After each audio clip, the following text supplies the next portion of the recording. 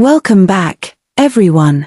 If this is your first time here, please subscribe and drop a comment telling us where you're from. We love hearing from you. Now, let's dive into today's story. I saw her at the Westfield Mall on a Saturday afternoon. Just a teenage girl shopping with friends, laughing at something on her phone, completely ordinary. Except for the necklace. The necklace I'd buried with my daughter 15 years ago. It was a small silver locket shaped like a heart with a tiny sapphire in the center. My grandmother had given it to me when I turned 16, and I'd planned to give it to my daughter on her 16th birthday. Instead, I'd placed it around her tiny neck before they closed her casket. My stillborn daughter. My baby girl who never took a breath. Except this girl was breathing, laughing, alive, and wearing my dead daughter's necklace. My hands started shaking so badly I had to sit down on a mall bench. My husband James was in the bookstore across the corridor. I should have called him over, but I couldn't move. I just watched this girl, this living, breathing teenager who was about 15 years old, touching the necklace absently as she talked to her friends. She had dark hair like mine. James's nose. My mother's smile. "Excuse me," I heard myself say as I approached them. My voice sounded distant, like it belonged to someone else. "I'm sorry to bother you, but that necklace you're wearing, where did you get it?" The girl touched it protectively. "It was my mom's." "Why? Your mom?" I couldn't breathe. "Who's your mom?" One of her friends stepped between us. "Lady, you're being weird. Come on, Emma, let's go." Emma. They called her Emma. Emma was the name James and I had chosen for our daughter. The name on the tiny headstone in Riverside Cemetery. Emma Claire Morrison. "Wait, please," I grabbed my phone, pulled up a photo. The only photo I had of the necklace, taken years ago when my grandmother had given it to me. "Is this the same necklace?" The girl Emma looked at the photo, then at me with wide eyes. "How do you have a picture of my necklace?" "Because it was mine. My grandmother gave it to me. I buried it with my baby 15 years ago." "That's insane. My mom's had this since before I was born. She said it was a family heirloom." "Who is your mom? Please, I need to know." Emma's expression shifted from confusion to fear. "I need to go. Please, just tell me your mother's name." But she was already walking away quickly, her friends surrounding her protectively. I tried to follow, but James caught up to me, grabbing my arm. "Liz, what's wrong? You look like you've seen a ghost." "I think I just saw our daughter," I whispered. "If you're on the edge of your seat, hit that subscribe button." James thought I was having a breakdown. We'd been married for 18 years, together for 20. The stillbirth had nearly destroyed us both. We'd gone to therapy for years, eventually found a way to live with the grief. We'd never tried for another child. The loss had been too devastating. "Liz, honey, I know today is hard." James held my hands in the mall parking lot. "It's the 15th anniversary. But you can't let yourself see Emma in every teenage girl. It wasn't just any girl, James. She was wearing the necklace. The sapphire locket. Lots of necklaces look similar." I showed her a photo. She confirmed it was the same necklace. She said her mother told her it was a family heirloom, but James, that necklace was buried with our baby. He went pale. "That's not possible. Unless it wasn't." "Liz, we saw her. We held her. His voice broke. She wasn't breathing. The casket was closed at the funeral. We never saw her after they took her away at the hospital. Because you were hemorrhaging. You almost died. They had to do emergency surgery." "I know. I remembered that part in flashes. The blood. The pain. The nurses rushing around. And my mother-in-law Patricia, always hovering, always there. James, who was at the hospital with us that day. Everyone. Your parents, My mom, your sister. Your mother was alone with the baby. Do you remember? While I was in surgery, while you were with me, your mother was with Emma's body. James stared at me. What are you suggesting? Your mother always wanted a daughter. She told me that constantly during my pregnancy. She said she'd prayed for a granddaughter her whole life. So what? She loves grandkids. She's obsessed with my brother's boys. But she wanted a girl, James. She said it every single time I saw her. I've always wanted a daughter. I can't wait to teach her to bake, to do her hair, to go shopping. She was fixated on it. My mother wouldn't, but he stopped. Couldn't finish the sentence. Because we were both thinking the same impossible, horrible thing. We need to find that girl, I said. We need to know who her mother is. Comment below if you think the mother-in-law did something terrible. The next day, I went back to the mall. Parked in the same lot. Walked the same corridors. I felt insane doing it, but I had to know. I found her at the food court. Same group of friends, same dark hair, same necklace catching the light. This time, I was more careful. I sat several tables away and just watched. Listened. Emma, did your mom say what time she's picking us up? One friend asked. 6. She's always late though. Mom time is like 30 minutes behind real time. They laughed. Normal teenage conversation. But I was fixating on every detail. The way Emma tucked her hair behind her ear exactly like I did. The way she laughed with her whole face. The small birthmark on her left wrist. The same birthmark my baby had. I'd only held Emma for 20 minutes before they took her away. 20 minutes of memorizing every detail of her tiny face, her little hands, that strawberry birthmark on her left wrist. This girl had the same mark. At 6:15, a woman approached the food court. Late 50s, well-dressed, familiar. My mother-in-law. Patricia Morrison walked up to Emma and hugged her. Sorry I'm late, sweetheart. Traffic was awful. It's okay, Mom. Mom. Emma called her Mom. I couldn't breathe. Couldn't move. I watched my mother-in-law, the woman who'd cried at my daughter's funeral, who'd held me while I sobbed, who'd visited the cemetery with me every year on the anniversary. I watched her put her arm around the girl wearing my dead daughter's necklace and walk away. I followed them to the parking lot. Watched them get into Patricia's silver Honda. Wrote down the license plate with shaking hands. Then I sat in my car and called James. Your mother has her. Emma. Our Emma. She's alive, and your mother has her. Liz, please, you need to talk to someone. I just watched your mother pick her up from the mall. The girl who was wearing the necklace called her Mom, James. She called Patricia Mom. That's not possible. My mother wouldn't, she couldn't. I'm looking at her license plate right now. I followed them. James, we need to call the police. There was a long silence. Then, where are you?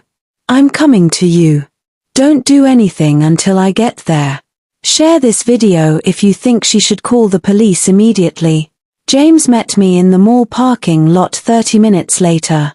His face was grey, aged 10 years since yesterday. Show me, he said quietly. I showed him the photos I'd taken from a distance. Emma and her friends. Patricia picking her up. The necklace, zoomed in as much as my phone allowed. The birthmark, I said, showing him a photo of Emma's wrist. It's the same one. Lots of people have birthmarks.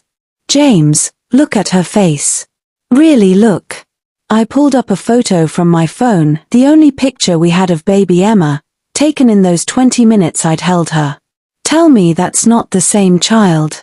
He stared at both photos for a long time. Baby Emma's tiny face.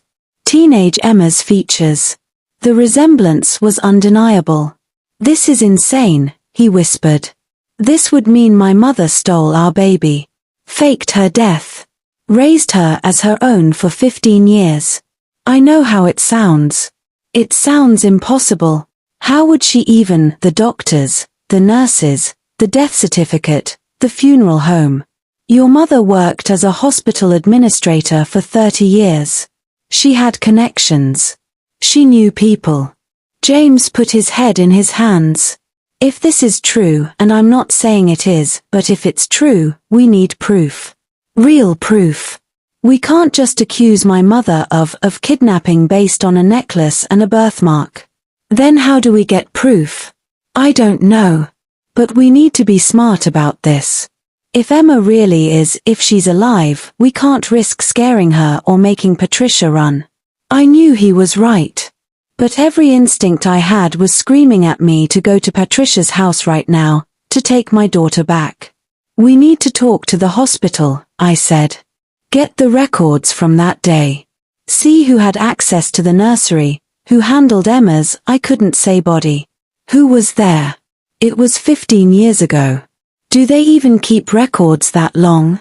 They have to. Medical records are kept for decades. James nodded slowly. Okay.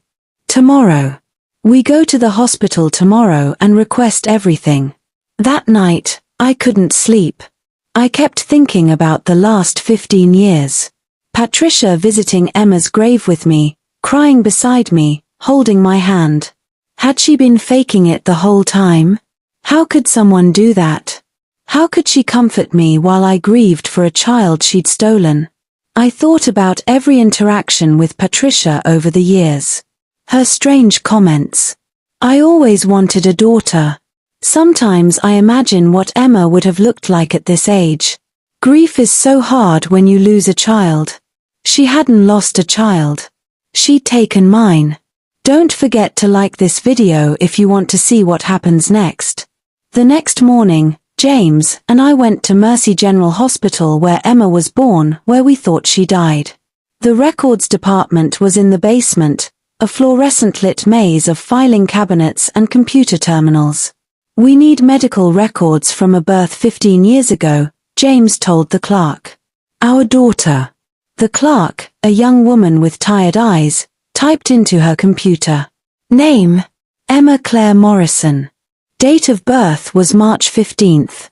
More typing. Then she frowned. I'm showing a record, but it's sealed. Sealed? What does that mean? It means there's a legal restriction on the file. I can't access it without a court order. Why would my daughter's medical records be sealed? I demanded. I don't know, but without authorization from a judge, I can't release any information. We left the hospital more confused than ever. Why would Emma's records be sealed? Someone doesn't want us looking into this, I said in the car. James, this proves something is wrong. He was gripping the steering wheel so hard his knuckles were white. I need to talk to my mother. What? No. If you confront her, she'll know we're on to her. She could disappear with Emma. I'm not going to confront her. I'm going to visit her. Just a normal visit. And I'm going to look around her house. For what? I don't know. Anything. Photos, documents, something that proves whether this insane theory is true or not. That afternoon, while I waited anxiously at home, James went to his mother's house. They had a standing Sunday dinner tradition that he'd kept up over the years. Today he'd called and asked if he could come a day early. He texted me updates. Here. She seems normal. Making tea. Looking at photos in the living room. There are pictures of a little girl, but I don't recognize the house in the background. Found a photo album in the den. Emma as a baby. James, the baptism gown in these photos is the one my mother said she gave away years ago. There's a birthday cake photo. Emma's first birthday. The date on the photo is March 15th, exactly 1 year after our Emma's birth. I'm shaking. I don't know what to do. An hour later, James came home looking shattered. He handed me his phone, open to a photo he'd secretly taken. It was a picture of Patricia holding a baby. A baptism photo. And in the background, partially visible, was a hospital wristband on the baby's arm. I zoomed in. The name was blurry but readable, Baby Girl Morrison. She baptized her, James whispered. She baptized our daughter using our name. She's not even hiding it, she just never expected us to look. James, we need to call the police. Right now. He nodded, pulling out his phone. But before he could dial, I grabbed his arm. Wait. If we call the police, they'll investigate. That could take months. And if Patricia finds out, she could hide evidence. She could convince Emma that we're crazy. She could. What are you suggesting? I want to talk to Emma first. I want her to know the truth before the police get involved. She deserves to hear it from me, not from strangers. And if she doesn't believe you, then we go to the police. But James, she's our daughter. I want the first thing she knows about us to be that we've been searching for her. That we never stopped loving her. If you've made it this far, comment whether she should talk to Emma first. The next day, I waited outside Emma's school. James had found out which high school she attended, Ridgemorn Prep, the private school where Patricia had supposedly been volunteering for years. She'd been staying close to our daughter the whole time. Emma came out with her friends at 3:30. I intercepted her before she could get to the parking lot where Patricia was probably waiting. Emma, please, I need to talk to you. Just 5 minutes. She recognized me from the mall. You're that weird lady. I'm calling my mom. Your mom isn't your mom. Patricia Morrison isn't your biological mother. I am. Emma froze. What are you talking about? 15 years ago, I gave birth to a daughter named Emma Claire Morrison. I was told she was stillborn. But she wasn't. Someone took her from the hospital. And that someone was Patricia Morrison, the woman you think is your mother. You're insane. But Emma's hand had moved to the necklace. She was listening. That necklace belonged to my grandmother. I placed it around my daughter's neck before they buried her, or before I thought they buried her. You have a birthmark on your left wrist. So did my baby. You were born on March 15th at Mercy General Hospital. So was my daughter. Lots of people are born on March 15th. Your birth certificate. Have you ever seen it? Emma hesitated. My mom keeps it in her safe. Why would she keep it locked up? What's your full name on it? Emma Claire Morrison. The same name. Patricia hadn't even changed it. Emma, I know this sounds impossible. But I have photos. I have medical records. I have proof. I'm not crazy, and I'm not lying. Patricia Morrison worked at that hospital. She had access. She had the means. And she had the motive. She always wanted a daughter. This is insane. My mom wouldn't. She's my mom. She raised me. She loves me. I'm sure she does. But that doesn't make her your mother. It makes her someone who stole you from your real parents. Emma's eyes were filling with tears. I need to go. Please, will you take a DNA test? Just to know for sure. If I'm wrong, I'll leave you alone forever. But if I'm right, you deserve to know the truth. And if you're right. Emma's voice cracked. What happens then? Everything I know about my life is a lie. Then you get to decide what you want to do with the truth. But you deserve to know it. Emma stared at me for a long moment. Then she pulled out her phone. Give me your number. I'll think about it. I gave her my number, watching as she saved it under Crazy Lady Maybe. She walked away, and I didn't try to stop her. I'd planted the seed. Now I had to wait. 3 days later, Emma texted me. I need to know. Where can we do the test? We met at a private lab. Emma came alone, looking scared and angry and confused. I brought James. When Emma saw him, she stared. You look like me, she said to James. You look like your mother, he replied, his voice shaking. Like Liz. The DNA test took 15 minutes. Cheek swabs, paperwork, a promise of results in 48 hours. Emma barely spoke during it. As she was leaving, she turned back. If this is true, if Patricia really, why would she do this? Because she wanted a daughter more than she cared about right or wrong, I said softly. Because she's sick. Because she thought she could get away with it. And my real parents, you thought I was dead for 15 years. We mourned you every single day.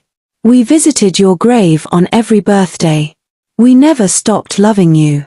Emma's tears spilled over. I need to go. She left, and I collapsed into James's arms. 2 days later, the results came. James and I sat in our kitchen, staring at the envelope. Whatever it says, James said, we're in this together. I opened it.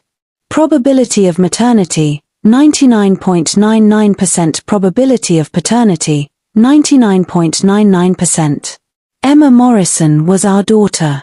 Our baby, who we'd buried and grieved and never stopped loving, was alive.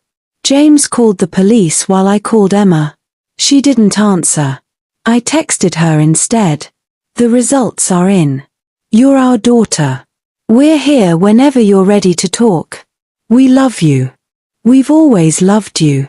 3 hours later, 2 detectives arrived at our house. Detective Sarah Martinez and Detective John Chen listened to our story, examined the DNA results, looked at the photos. This is one of the most unusual cases I've ever seen, Detective Martinez said. We'll need to investigate the hospital records, interview staff from that time, and speak with Patricia Morrison. What happens to Emma? I asked. She's been living with Patricia her whole life.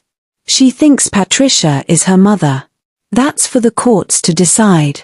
But Ms. Morrison, I want to be clear if this is true, Patricia Morrison committed kidnapping, fraud, and probably several other crimes. She'll likely face significant prison time. I don't care about her. I just want my daughter back. Emma is 15. She'll have a say in what happens. But legally, she's a minor, and you're her biological parents. The court will likely grant you custody once the criminal case is resolved. The next week was a blur. Police investigation. Court hearings. DNA results submitted as evidence. The hospital revealing that yes, there had been irregularities in the records from that day, signatures that didn't match, forms that had been altered, a nurse who'd been fired shortly after 4 policy violations. Patricia had orchestrated everything. The nurse had been her accomplice, paid to falsify records and help Patricia leave the hospital with a stillborn baby who was actually alive. The story broke nationally. Woman discovers daughter alive after 15 years. Our faces were everywhere. Emma's face was everywhere. Through it all, Emma refused to see us. She was staying with James's brother temporarily while the investigation continued. Patricia was arrested and denied bail. It wasn't until the trial began that Emma finally agreed to meet us. We met at a family counseling center. Emma looked exhausted, older than her 15 years. I don't know what to call you, she said first thing.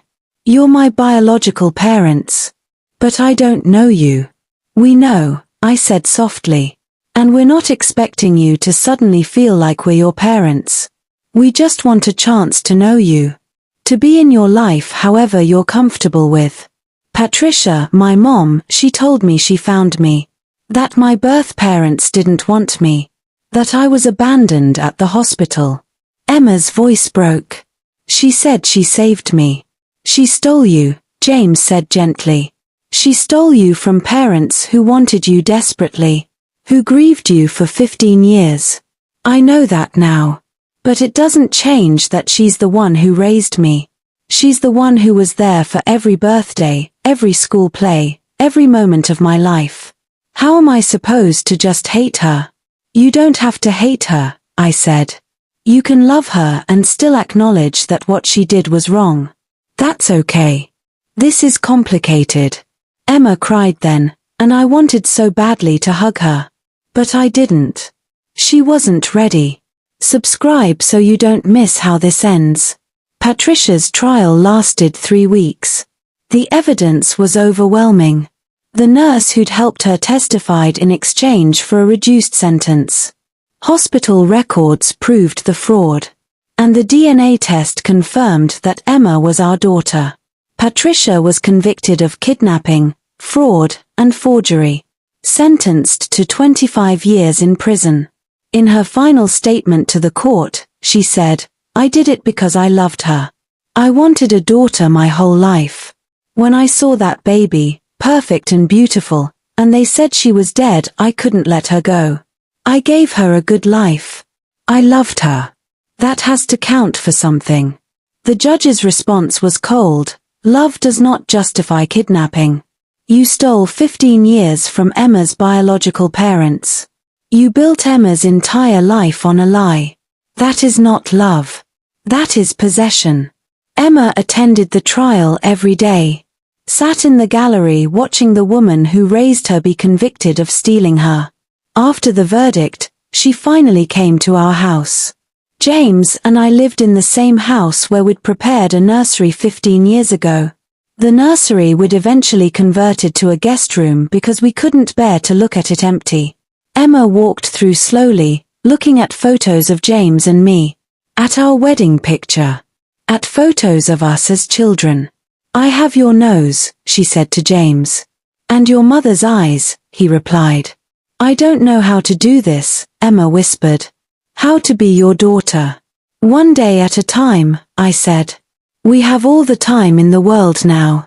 It's been 8 months since Emma came home. She still calls me Liz and calls James by his first name.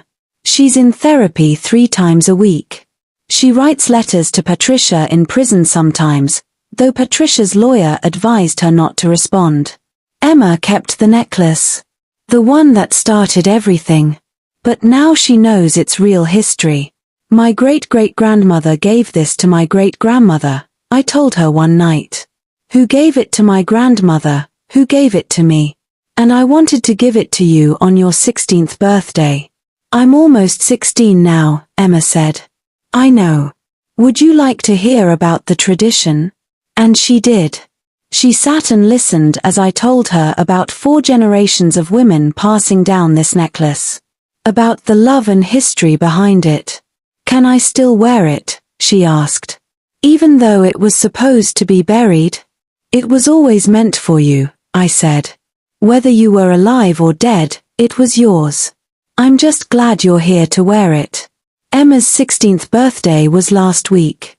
We threw her a party, small, just family and a few friends. She asked if she could visit Patricia before the party. We said yes. When she came back, she was quiet. But she hugged me. Really hugged me. For the first time. "She told me to forgive you for taking me away from her," Emma said. "But I told her there was nothing to forgive. Because you're my parents. You always were. She just stole 15 years from us. James and I held our daughter, our alive, breathing, real daughter, and cried. We'll never get those 15 years back. We'll never know Emma as a baby, a toddler, a child. Those memories belong to someone else. Someone who stole them. But we have now. We have tomorrow. We have every birthday and graduation and milestone ahead. And Emma knows the truth now. She knows she wasn't abandoned. She wasn't unwanted. She was stolen from parents who loved her so much they buried a necklace with her because they couldn't imagine a world where she didn't have it. That necklace led me back to her. That small piece of family history that Patricia couldn't resist keeping became the thread that unraveled her entire lie. Sometimes I think about what would have happened if I hadn't gone to the mall that day. If I hadn't seen Emma. Would we have ever known? Would Emma have grown up, had children of her own, never knowing she'd been stolen? But I did see her. And now she's home. Not fully. Not completely. But she's here, and she's ours, and every day she lets us a little bit closer. Last night, as I was saying goodnight, Emma stopped me at her bedroom door. "Hey, Liz." "Yeah." Can I try calling you Mom? Just to see how it feels. I couldn't speak. Just nodded. Okay. Good night, Mom. Good night, Emma. I love you. I love you too. It's been 15 years since I thought my daughter died. 15 years of grief and therapy and visiting an empty grave. But my daughter isn't dead. She's alive. She's home. And that's worth every tear, every fight, every impossible moment of the last 8 months. If this story moved you, share it. Drop a comment if you believe in never giving up on the people you love. Remember, trust your instincts. A mother knows her child. Document everything. And sometimes, impossible things turn out to be true. Until next time, hold your loved ones close. Life is precious and fragile and sometimes, miraculously, more resilient than we ever imagined.